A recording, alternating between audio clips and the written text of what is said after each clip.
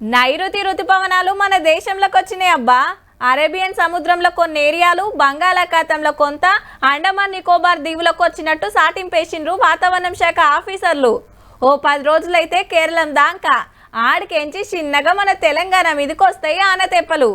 ఈ కిత్తకు కూడా కాలం మంచి కావాలని కోరుకుంటా ఇయాల్టి వార్తలకు ముంగట హెడ్లైన్స్.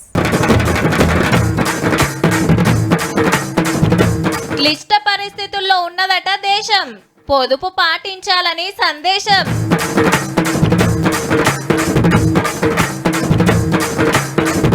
ఆపత్తి తెస్తున్న క్రెడిట్ కార్డ్ అప్పు, తాకత్కు మించి వాడితే తప్పు.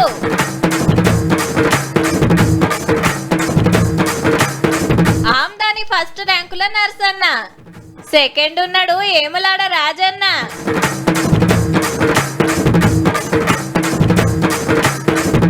సింపుల్ సీఎం విజయ్ సారు ఏలువడిలో చూపిస్తాడో జోరు.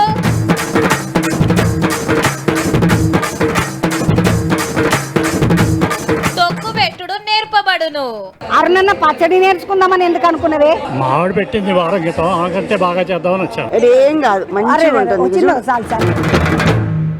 పాపం ఆ దేశంలో అట్లయిందట. అరే ఈ దేశంలో ఇట్లయిందట. అవునా, నెరిగంత అధ్వానమా? ఓష్ని గట్లెట్లా కావచ్చు? కోలుకుంటానికి ఎంత టైం పడుతుందో మళ్ళా. బాగైంది అలా గట్లనే కావాలి అని ఎన్నో దేశాల గురించి అంటుంటే ఇంటుంటాం. మరి ఇప్పుడు గాళ్ళు మన గురించి ఏమనుకుంటారో గానీ నడుస్తున్న ముచ్చటైతే గిదబ్బా. దేశం చాలా క్లిష్ట పరిస్థితుల్లో ఉంది అనే సినిమా డైలాగ్ కరెక్ట్ సూట్ అవుతున్నది. ఇప్పుడు డీజిల్ పెట్రోల్ పిరమాయే, ప్రధానమంత్రి సీఎంల కాలరు తక్కువయే, బండ్లు దియద్దంటున్నారు, బస్సులు వమ్మంటున్నారు, ట్రాన్స్పోర్ట్ కిరాయిలు పెరుగుతాయి, ప్రతి సరుకు సౌదాలు మీదికి పోతాయి, కొనుడు కష్టమైతది, తినుడు తిప్పలైతది. ఈ డీజిల్ పెట్రోల్ ధరలు పెరగడం ద్వారా, రవాణా సౌకర్యం వాళ్ళకి సంబంధించిన రేట్లు పెంచడం ద్వారా అన్నిటి కూరగాయలకు ఉప్పుల ధరలు పెరిగే అవకాశం ఉంది. కంట్రీ ఎకానమీ నడవాలంటే ట్రాన్స్పోర్ట్ చాలా ఇంపార్టెంట్. డీజిల్ మీద వేస్తే అన్ని ధరలు పెరుగుతాయి, సామాన్య ప్రజలకు చాలా ఇబ్బంది. రవాణా మీద పడతా ఉంది, ఆటోల మీద పడతా ఉంది, బస్సుల మీద పడతా ఉన్నది, రైళ్ల మీద కూడా రానున్న రోజుల్లో పడే అవకాశాలు. సిఎన్జి లేని పరిస్థితి కూడా ఈ రోజులు కొరత ఈ మధ్యలో చూసిండ్రు. ఆల్రెడీ 1,00,000 పెట్టి కొన్నాం, ఇప్పుడు దీన్ని ఏం చేయాలి? ఎలక్ట్రిక్ బైక్ తీసుకోవాలంటే ఒంటర్ల రేట్ల మంట వచ్చింది, గ్యాస్ ధరలు ఉడుకుతున్నాయి, కట్టెల పొయ్యిలు మళ్ళా వచ్చినాయి, మంచి నూనె రేటు మసల పట్టే, పాల పాకెట్ పిరమాయే, చక్కెర చేదాయే, పంపుడు బందాయే, యూరియా తగ్గియాలంట, వెనకటి పద్ధతులలో వ్యవసాయం చేయాలన్నట, చేతిలో పైసలున్నా బంగారం కొనద్దట, బయట దేశాలు చూస్తానికి పోవద్దట, దూరం పోయి పెళ్లిళ్ళు చేసుడు ఆపాలే, దావతుల ఖర్చు తగ్గించాలి, కొద్దు ప్రధానమంత్రి సారే పొదుపు సూత్రాలు చెప్పబట్టే, ప్రతి ఒక్కరు పాటియాలని పబ్లిసిటీ చేయబట్టే, అట్లయితేనే దేశభక్తు ఉన్నట్టానే. 3 రోజుల హైదరాబాద్ పర్యటన నుంచి దేశ ప్రజలందరికీ డీజిల్ పెట్రోల్ తక్కువ వాడండి, నూనె తక్కువ తాగండి, బంగారం కొనొద్దంటే అప్పుడే అనుమానం వచ్చింది, తప్పకుండా రేపు పొద్దున నడ్డు విలువ పోతా ఉన్నాడని. అటు చూస్తే రూపాయి పతారా గుంజింది, డాలర్ దడదడలాడిస్తుంది. ఏరే దేశాలకెళ్ళి మనం కొనాలంటే మన డాలర్ కట్టాలన్నాయే, $1 96 రూపాయలకు మీద పడుతుంది. మళ్ళా ఈ రూపాయి చూస్తుంటే జప్పునే సెంచరీ కొట్టేటట్టు ఉంది. దేశ ఆర్థిక వ్యవస్థ రక్షించడం కోసం, మన ఇండియన్ కరెన్సీ రూపాయి పతనం కాకుండా చూసుకోవడం కోసం పెట్రోలం అవసరమైతేనే వాడండి. ఎన్నర్లేంది దేశంలో గిసొంటి పరిస్థితి ఎందుకు మోపైందో గానీ రేపు ఇంకెట్లుంటుందో తెలియకుంటుంది. కానీ మనం ఏం తినాలనో, ఏం కొనాలనో, ఏడుకోవాలనో, ఏడుకోవద్దో, పెండెట్లు వేసుకోవాలనో, ఒంచెట్లు వండుకోవాలనో ఏరేటోళ్ళు చెప్పే కాడికి వచ్చిందంటే వికసిత భారత్ వికసిస్తున్నట్టే పో.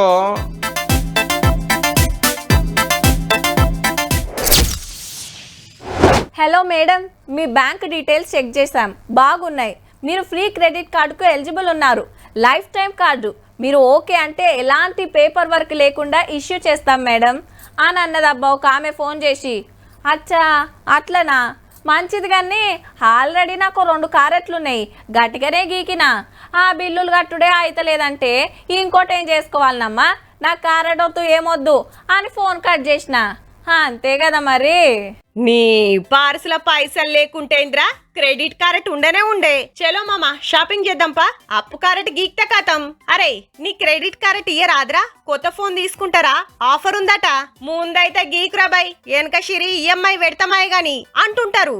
అయితే క్రెడిట్ కార్డ్ అంటే ఇల్లు ఒళ్ళు గుల్లా చేసుకోవటం, క్రెడిట్ కార్డ్ అంటే మన ఆస్తినంతా కూడా మెల్లమెల్లగా వాడి చేతిలో పెట్టడం. పైలం ఆడకుంటే పెద్ద పారిశానే మరి చేతులకెంచి పెట్టేది లేదు కదా అని ఏడ పడతాడా ఎంత పడితే అంత గీక్తే నెత్తికి చేతులు పెట్టే కథ అవుతుంది మళ్ళా. ఎందుకంటే 20,000 జీతం వస్తే ₹1,00,000 క్రెడిట్ కార్డు ఇవ్వబట్టిరి. ఇగేముంది, ఫోన్లు, టీవీలు, సోఫాలు, బండ్లు కొనుడు, నెలకింత కిస్తి పెట్టుడు. కొందరైతే టూర్ లగ్గిన ఓతుర్రాటుల్లో తీసినప్పుడు మంచిగానే ఉంటది, కట్టేటప్పుడు సూక్కలాగా పడతాయి. జీతం కంటే ఎక్కువ అప్పు కట్టాలంటే ఏడికెళ్ళైతది మరి. క్రెడిట్ కార్డు ఏంటంటే ఇప్పుడు మీరు నాకు ₹10 ఇస్తున్నారు, మీరు ₹15 వెనక్కి తీసేసుకుంటారు. అంటే నేను ₹10 కష్టపడి సంపాదించడమే కాకుండా ఇంకొక 5 మీకోసం సంపాదించాల్సిన పరిస్థితి వస్తుంది. టైం అంటే టైమే, ఒకళ్ళ కట్టలేదనుకో ఫైన్ల మీద ఫైన్లు గుంజుడే గుంజుడు. ఆడిడ అదల్ బదల్ తెచ్చి కట్టినా అవి దేర్పుడు కష్టమైతది. ఈ పద్దు ఇట్లనే ఉంటది. క్రెడిట్ కార్డు బిల్లులు కట్టేటానికి కొందరు లోన్ యాప్ల అప్పులు తీసుకొని ఆగమైతాండ్రట. రీపేమెంట్ చేసేటప్పటికి మన దగ్గర అమౌంట్ లేకపోతే that will be complete imbalancing of the financial discipline అవుతుంది. వాజివే అప్పు కరెక్ట్ చేతులుంటే ఎవ్వల్ని అడిగే అక్కేరుండది. మన ఖర్చులు మనం ఎల్ల తీసుకోవచ్చు, కానీ బిల్లు టైంకు కట్టే తాకత్ లేకుంటేనే గింత తిప్పల జర చూసుకోండ్రి మరి.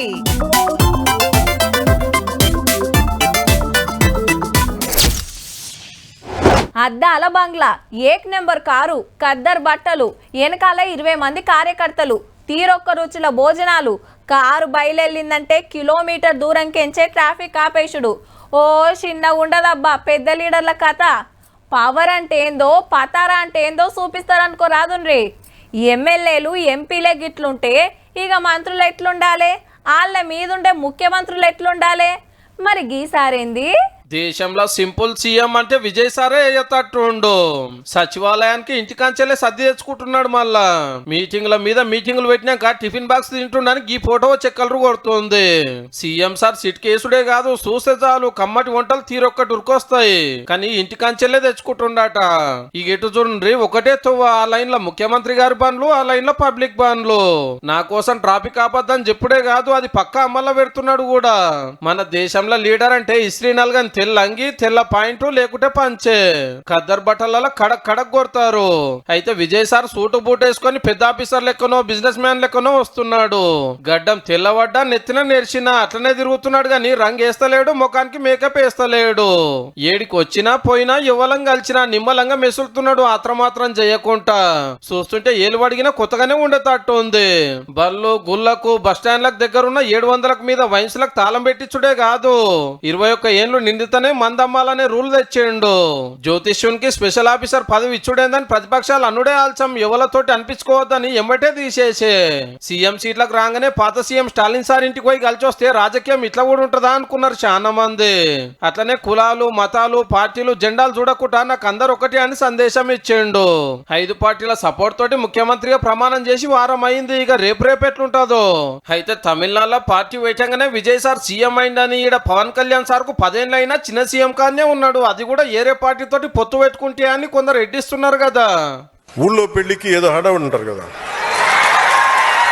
అరే ఆంధ్రప్రదేశ్ పరిస్థితులు వేరు. 2019 నిలబడ్డాం, ఎక్కడ పెట్టారు? 2 చోట్ల ఓడించారు కదా. పోనీ ఎవరైనా నిలబడ్డారు ఆ రోజున నాయకులు అంటే అందరూ పారిపోయారు కదా. సో అందుకని కంపారిజన్ పెట్టగలరు. మామిడి తొక్కు పెట్టడం ఎలా? మొదలు మార్కెట్కు వెళ్ళి మామిడికాయలు కొనుగోలు చేయాలి. ఇంటికి వచ్చాక శుభ్రంగా కడగవలెను. అటు తర్వాత కాయలు ముక్కలు ముక్కలుగా కట్ చేసుకోవాలి. ఆ తర్వాత తగిన మోతాదులో కారం కలుపుతూ ఆపు తొక్కెట్లా పెట్టాలనో కూడా తీర్మానంలో చెప్పాలనా అని అంటుండ్రా. పెద్ద మనుషుల కంటే తెలుసు, ఇప్పటోళ్ళంతా షానికి వచ్చిండ్రు కదా. మరి గందుకే హైదరాబాద్లో టూరిజం శాఖ తరపున నేర్పిస్తుంటే మా చంద్రవగిన పోయింది. చూద్దాం మరి ఎట్లా పెడుతున్నారో. అందరికి శనార్థులు. టూరిజం ప్లాజా హోటల్లా మామిడికాయ తొక్కు పెట్టుడు ఎట్లా ఏం కథ అని మన తెలంగాణ టూరిజం వాళ్ళు నేర్పిస్తున్నారు. తొక్కు మీకు తెలుసు కదా, మామిడికాయ తొక్కు, మామిడికాయ పచ్చడి అంటారు కదా, అది ఎట్లా పెట్టాలనో నేర్పుతున్నారంట.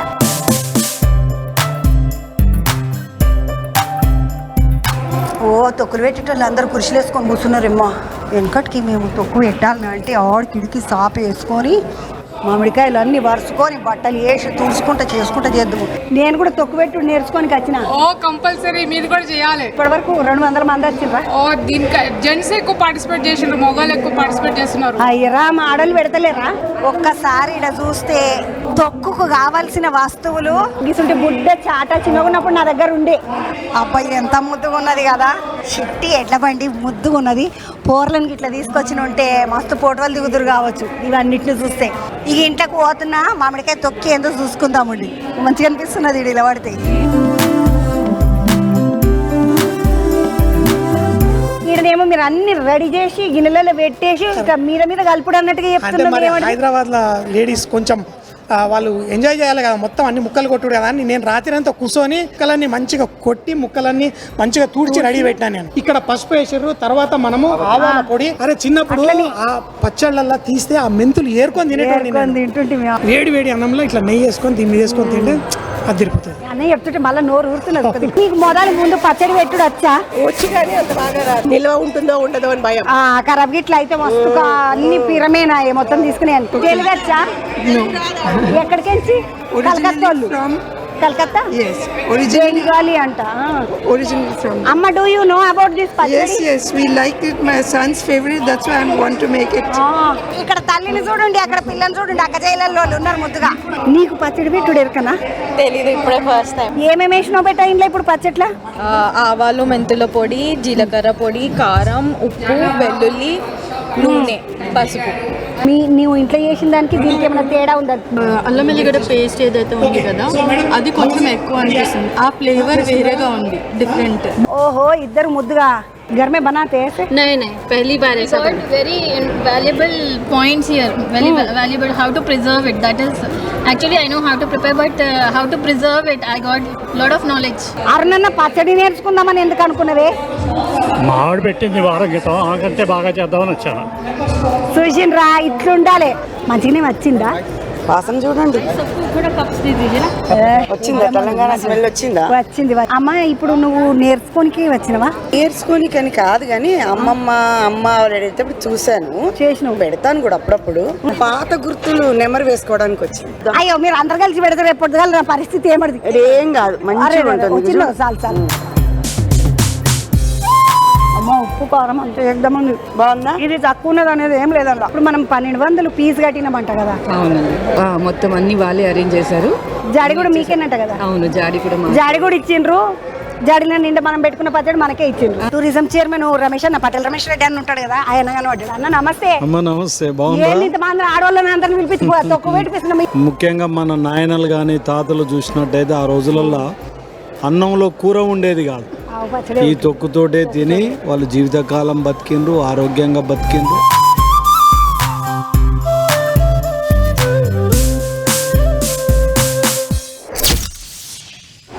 మంచిగా ఇంట్లో టీవీ పెట్టుకొని కాలు మీద కాలు వేసుకొని నచ్చింది తినుకుంటా, నడుమిట్లా ఫోన్ చూసుకుంటా, 4 కొడితే సోషల్ మీడియాలో పోస్ట్ పెట్టుకుంటా, అవుట్ అయితే ఆనందంలో వాట్సాప్ గ్రూప్లో రాసుకుంటా, ఇంటోళ్ళతోటి ముచ్చట పెట్టుకుంటా మ్యాచ్ చూస్తే అయిపోతుంది కదా.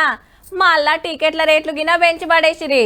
దానికి టికెట్లు కొనుక్కొని అంత దూరం పోయి చూసుడు ఆష్టమా అని మీకు అనిపిస్తుందేమో కానీ ఐపీఎల్ ఆట అంటే కొందరికి ఆ జోషే అలాగుంటుందబ్బా. గసంటోళ్ళ కోసమే గీ జాగ్రత్త ముచ్చట. పాటియకుంటే డకౌట్ అవుతారు మళ్ళా. దొంగ టికెట్ల దందా జోరుగా నడుస్తుంది. జర పైలముర్రి ఐపీఎల్ క్రికెట్ టికెట్లు డిస్ట్రిక్ట్ యాప్ లా అమ్ముతాండ్రు. అయితే అచ్చం ఇదే రంగు ఇదే డిజైన్ ఉండేటి ఉట్టిచ్చిరట పుణ్యాత్ములు. ఆత్రమాత్రంలో ఓపెన్ చేసి కట్కలు ఒత్తిర్రంటే నున్నగా గుండు గీక్కున్నట్టే. మళ్ళా పైసలు పోతాయి, టికెట్లు రావు. అంతేకాదు మీ బ్యాంక్ వివరాలు మొత్తంగా బడవేగాళ్ళకే ఎరకైతాయి. కాబట్టి అకౌంట్ ఊడ్చేస్తానికి దొంగల చేతిలో తాళాలు ఇచ్చినట్టు అవుతుందని పోలీస్ కమిషనర్ సజ్జనార్ సార్ సాటింపేసిండులా. 22 తారీఖు నాడు హైదరాబాద్ కు బెంగళూరుకు నడుమ మన పట్నంలోనే ఆటున్నది. ఎట్లన్నా వేసి గా టికెట్లు సంపాదించాలని మనోళ్ళు ఆన్లైన్ లో పునుకులాట పెట్టిండ్రట. ఒరిజినల్ యాప్ లో టికెట్లు అమ్మేయాలనే దొంగగిన అగుపడితే తెలియక ఇది తెరిచి ఆగమైతుర్రట. మరి ఇంకో దిక్కు బెట్టింగ్ ల జోరు. పక్క ఆళ్లే గెలుస్తారని ఇంత, ఈళ్లే గెలుస్తారని అంత. ఇప్పుడు ఇట్లయితది అప్పుడు అట్లయితది, 1000 కాంచి లక్షల దానిక షరతులుగా వస్తురట. మైదానంలో ఎవరెట్లా ఆడేది బయటున్న మనకెట్లా తెలుస్తుంది? వస్తుంది చెప్పుర్రి? ఏదో పైశాసకు పోతే ఉన్న కాడికి ఒడిపించుకునే కాదు, అప్పులు చేసుడు, లోన్ యాప్ల తీసుకొని తెరల పోయినోళ్ళు బొచ్చడు మంది ఉన్నారు. ఎంత అభిమానం ఉన్నా ఆట అంటే ఆట లెక్కనే చూడాలి గాని గిసొంటి కథలు పడితే ఆగమయ్యేది మనమే మరి.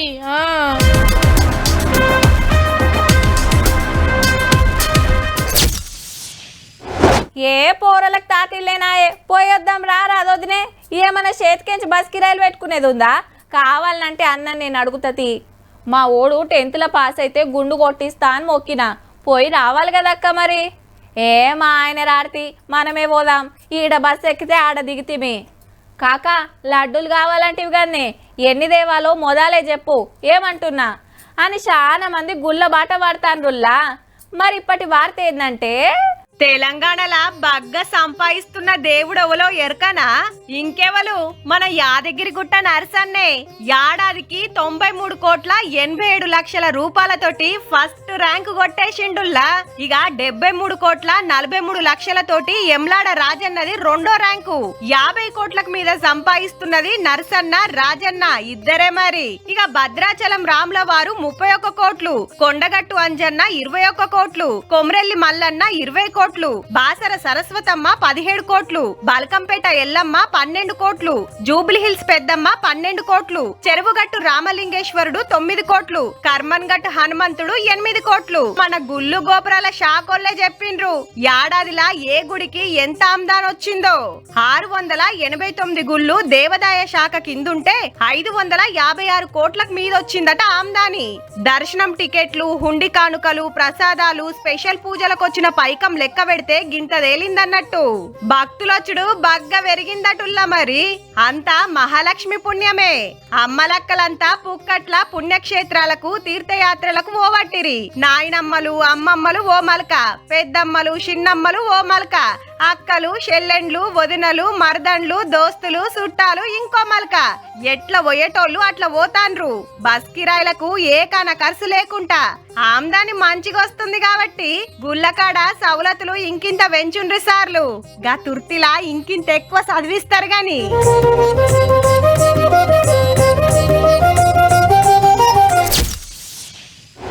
NT Ramarao sir cycle party పెడితే ఇప్పుడు అల్లుడు చంద్రన్న దొక్కుతాండు, రేపు లోకేష్ బాబే అంటాన్రు పక్క. ఇక మన కాడ కేసీఆర్ సారు కారు పార్టీని తెస్తే సెకండ్ డ్రైవర్ సీట్ల రామన్నే ఉన్నాడు. కర్ణాటకలో దేవేగౌడ సారు జేడీఎస్ జెండా ఎగిరేస్తే కొడుకు కుమారస్వామి నడిపియబట్టే. ఉత్తరప్రదేశ్లో ములాయం సింగ్ సారు సమాజ్వాదీ పార్టీని తెస్తే కొడుకు అఖిలేష్ సారు. మహారాష్ట్రలో శరద్ పవార్ గారు ఎన్సీపీ పెడితే బిడ్డ సుప్రియా మేడం చూసుకుంటాంది. కానీ తమిళనాడులోనే ఒక పార్టీ పరిస్థితి గిట్లుందుల్లా. అమ్మ కాలం చేసినాక అనాథ లెక్క అయిందుల్లా అన్న డిఎంకే కథ. రెండాకుల గుర్తు ఇప్పటికి 4 మాటలు ఇచ్చుకోపోయింది మరి. ఈ అసెంబ్లీ ఎలక్షన్ల 47 సీట్లు గెలిచిన 24 మంది ఎమ్మెల్యేలు సీఎం గారికి దండం పెడితే టికెట్ ఇచ్చిన పార్టీకి పిండం పెట్టినట్టు అయింది. జయమ్మ పార్టీలకెళ్లి జంప్ అయినోళ్లను పదవులకెళ్లి తీసేసిండ్రు పళనిసామి సారు. మాదే అసలు పార్టీ అంటే మాదే అసలు పార్టీ అని మైకుల ముంగట మాటల మత్తడి దుంకుతాంది 2 గ్రూపులకేంచి. అప్పట్లా డిఎంకే తోటి పడిరాక హీరో ఎంజీఆర్ అన్నా డిఎంకే పేరు పెట్టి జప్పున పవర్లకు వచ్చిండు. అటెనక జయలలిత మెడంగిన రువ్వడి చూపించి సీఎం సీట్లకు వచ్చింది. అమ్మెంత చెప్తే అంత. అయితే 10 ఏళ్ల కిందట ఆమె కాలం చేసుడుతోటి కథ మారింది.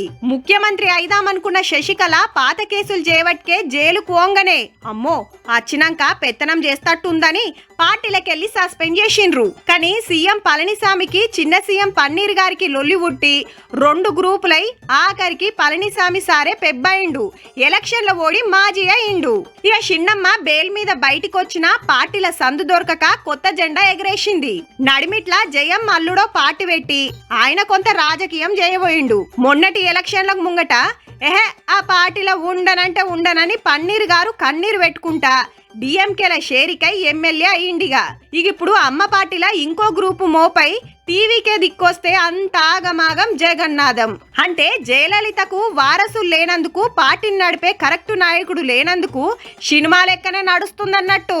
తమిళనాడు అంటే ఇన్నేండ్లు డిఎంకే అన్నా డిఎంకే అన్నట్టుండే. ఇప్పుడు టీవీకే అచ్చుడుతోటి మళ్ళా ఎలక్షన్ల వరకు ఈ పార్టీ పరిస్థితి ఎట్లుంటదో పోయిగా.